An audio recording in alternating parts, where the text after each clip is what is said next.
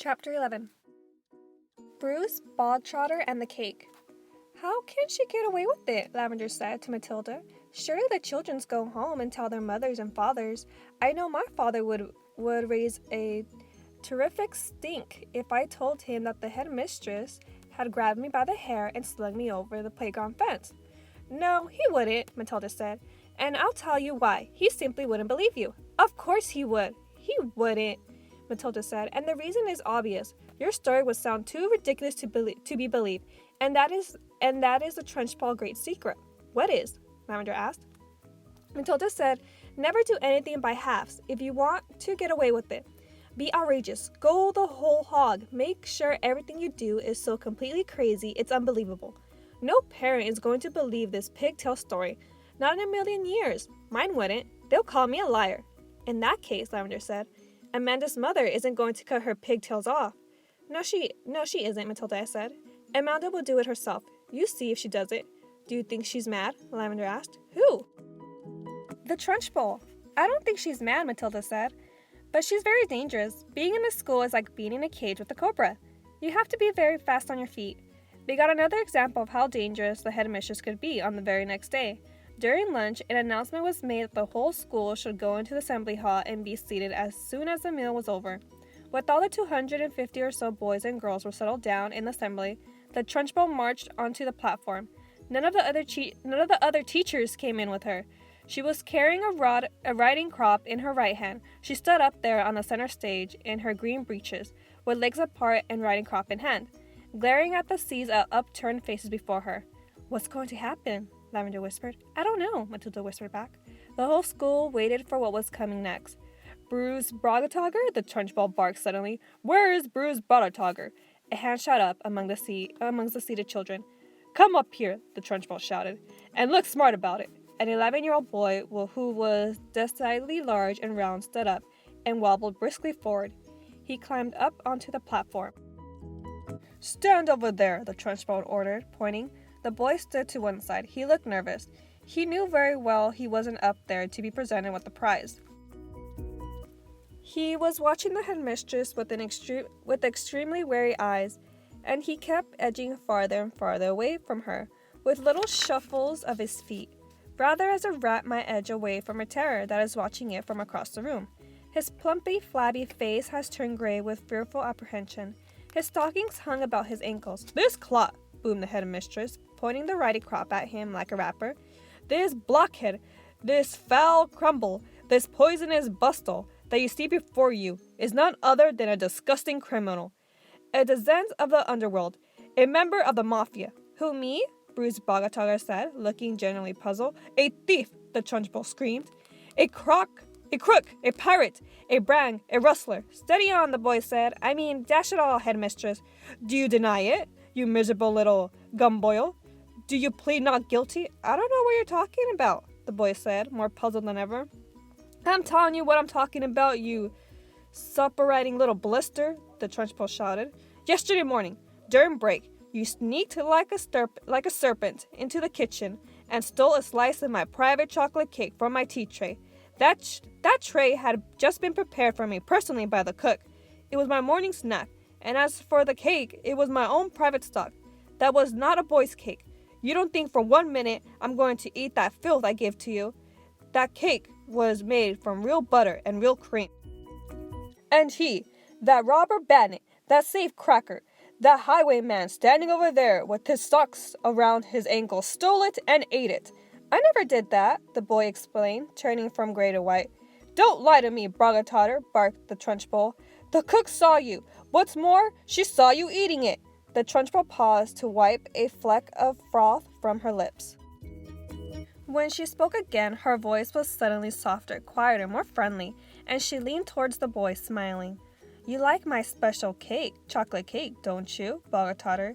It's rich and it's delicious, isn't it, Brogatotter?" "Very good," the boy mumbled. The words were out before he could stop himself. "You're right," the Trunchbull said. "It is very good. Therefore, I think you should congratulate the cook. When a gentleman has had a particularly good meal, Brogatotter, he always sends his compliments to the chef. You didn't know that, did you, Brogatotter? but those who inhabit the criminal underworld are not noted for the good manners. The boy remained silent. Cook? The Trunchbull shouted, turning her head towards the door. Come here, Cook. Bogatar wishes to tell you how good your chocolate cake is. The cook, a tall, shriveled female who looked as though all of her body juices had been drained out of her long ago in a hot oven, walked up onto the platform, wearing a dirty white apron. Her entrance had clearly been arranged beforehand by the headmistress. Now then, Bogatar, the Trunchbull boomed, tell the cook what you think of her chocolate cake. Very good, the boy mumbled. You could see he was now beginning to wonder what was all this was leading up to. The only thing he knew for certain was that the law forbade the Trunchbull to hit him with the riding crop that she kept smacking against her thighs. That was some soft comfort, but not much because the Trunchbull was totally unpredictable. One never knew what she was going to do next. There you are, cook, the Trunchbull cried. Bogatar likes your cake. He adores your cake. Do you have any more of your cake you could give him? I do indeed, the cook said. She seemed to have learned her lines by heart. Then go and get it, and bring a knife to cut it with. The cook disappeared. Almost at once she was back again, staggering under the weight of an enormous round chocolate cake on a china platter. The cake was fully 18 inches in diameter, and it was covered with dark brown chocolate icing. Put it on the table, the Trunchbull said. There was a small table center stage with a chair behind it. The cook placed the cake carefully on the table. Sit down, Bogatar, the Trunchbull said. Sit there. The boy moved cautiously to the table and sat down. He stared at the gigantic cake. There you are, Bogatar, the Trunchbull said. Once again her voice became softer, persuasive, even gentle.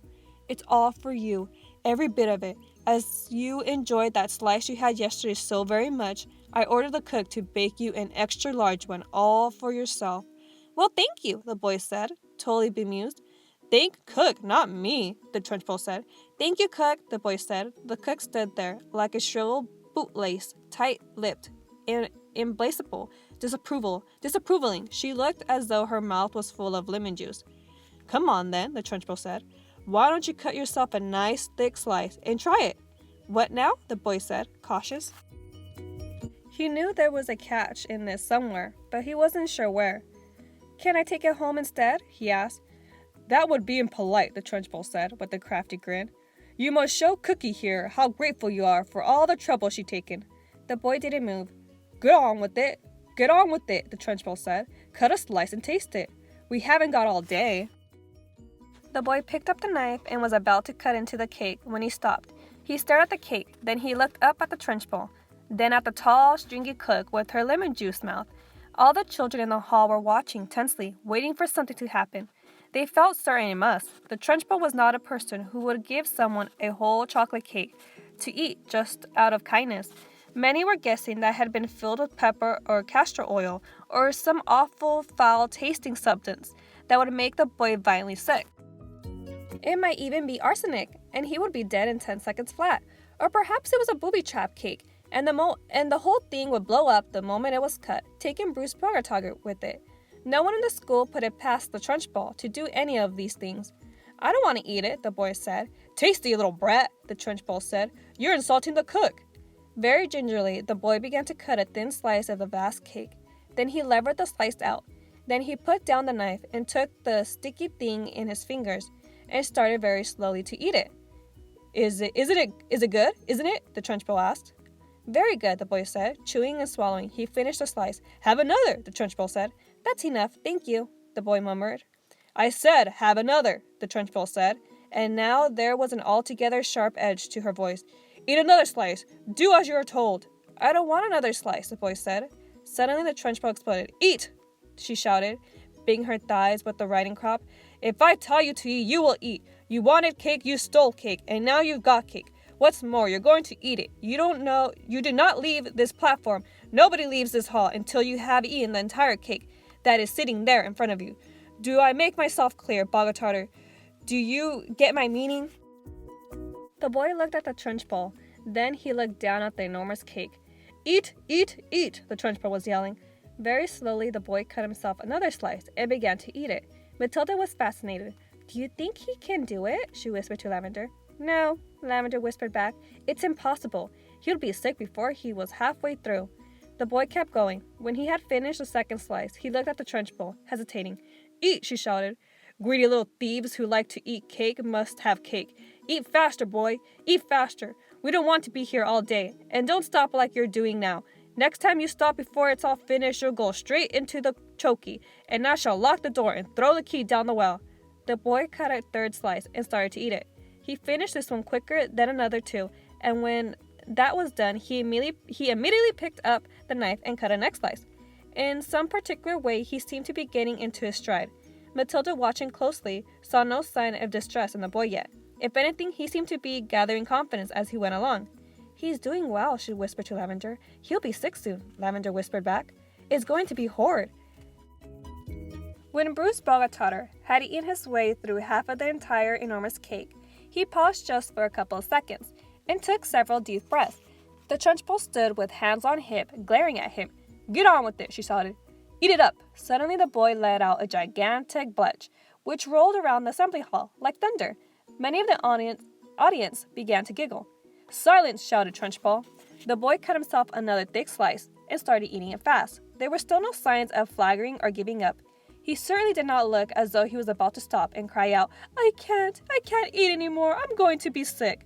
He was still in there, running, and now a subtle change was coming over the 250 watching children in the audience. They sensed an impending disaster. They had prepared themselves for an unpleasant scene in which the wretched boy, stuffed to the gills with chocolate cake, would have to surrender and beg for mercy. And then they would have watched the Trunchbull forcing more and still more cake into the mouth of the gasping boy. Not a bit of it. Bruce Bogatotter was 3/4 of the way through and still going strong. One sensed that he was almost beginning to enjoy himself. He had a mountain to climb, and he was jolly well going to reach the top, or die in the attempt. What is more, he had now become very cautious of his audience and of how they were all silently rooting for him. There was nothing less than a battle between him and the mighty Trunchbull. Suddenly someone shouted, "Come on, Bruce, you can make it!" The Trunchbull whelped around and yelled, "Silence!" The audience watched intensely. They were thoroughly caught up in the contest. They were longing to start cheering, but they didn't dare. "I think he's going to make it," Matilda whispered. "I think so too," Lavender whispered back. "I wouldn't have believed anyone in the world could eat the whole of a cake that size." "The Trunchbull doesn't believe it either," Matilda whispered. "Look at her. She's turning redder and redder. She's going to kill him if he wins." The boy was slowing down. There was no doubt about that, but he kept pushing the stuff into his mouth with the dogging perseverance of a long-distance runner who has sighted the finishing line and knows he must keep going. As the very last mouthful disappeared, a tremendous cheers rose up from the audience, and children were leaping up onto their chairs and yelling and clapping and shouting, "Well done, Bruce! Good for you, Bruce! You won a golden medal, Bruce!"